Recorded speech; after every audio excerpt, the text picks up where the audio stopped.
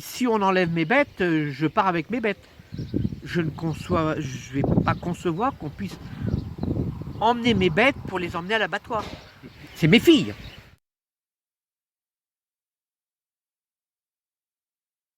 Aujourd'hui, on a en gros 400 000 € de dette et c'est arrivé en plusieurs étapes. D'abord, la première étape, on avait un marchand d'aliments qui nous a proposé un aliment soi-disant révolutionnaire qui a été trop riche en urée et ça l'a fait avorter 15 bêtes. Donc ça a déjà commencé comme ça.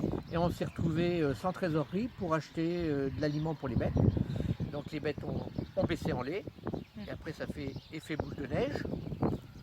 Plus les vaches baissaient, moins on avait d'argent. Moins on avait d'argent, moins on pouvait acheter que ce soit de l'aliment, que ce soit les médicaments pour les soigner ou faire venir le vétérinaire. Tous les biens vont être saisis, vendus aux enchères pour des cacahuètes. Et peu importe si les créanciers ne sont pas payés, ce n'est pas leur problème. Leur problème, c'est que le dossier soit clos et qu'on n'en parle plus. Et vous, ce qui vous pose problème dans cette histoire? Moi, j'ai deux choses qui me posent problème. La première et la plus importante, c'est l'avenir de mes vaches, parce que je ne veux pas qu'on les tue. Je ne veux pas qu'elles aillent à l'abattoir alors qu'elles n'ont rien à faire dans un abattoir. Et la deuxième chose, c'est que les créanciers, certains m'ont fait confiance, ne seront pas payés.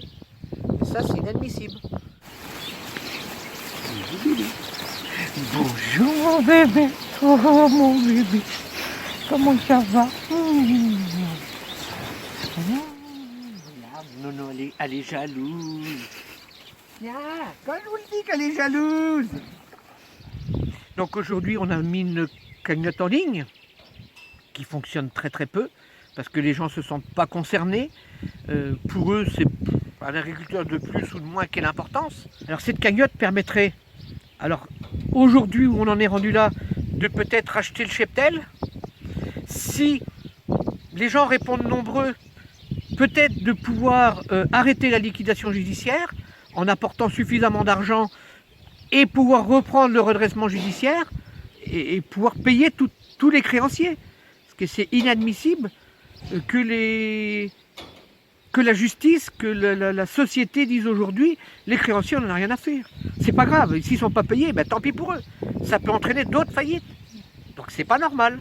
Et dans un premier temps, ça vous permettrait, vous me disiez?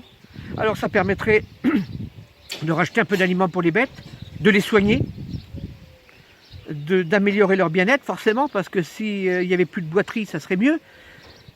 Moi je serais tellement mieux dans ma tête aussi, parce que quand je vois mes bêtes, je suis encore peut-être plus mal que mes bêtes, donc ça serait bénéfique pour tout le monde. Et puis on fait quand même du lait de très bonne qualité. Moi je veux sauver les bêtes, sauver la ferme, parce que contrairement à ce qu'on dit, c'est quand même une ferme qui est viable. Et évidemment, il faut du temps. Et là, elles ont déjà des petits caractères, il y en a... Oh oui, c'est déjà des coquines. C'est déjà des coquines. Il y en a qui sont très câlines, qui vont vous bousculer si vous les caressez pas. Il y en a... C'est ça ce qui fait le charme.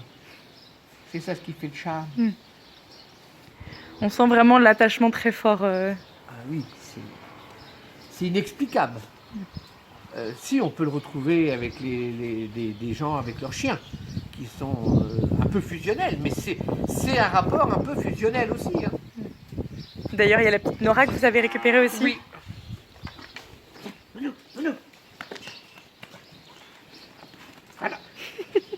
Alors, ça, c'est un chien que j'ai récupéré à la SPA, qui avait été retiré à ses maîtres pour maltraitance. Voilà. Et là, elle est maltraitée. Arrête. Ça a l'air. Allez. Oui, t'es mignonne. Oui.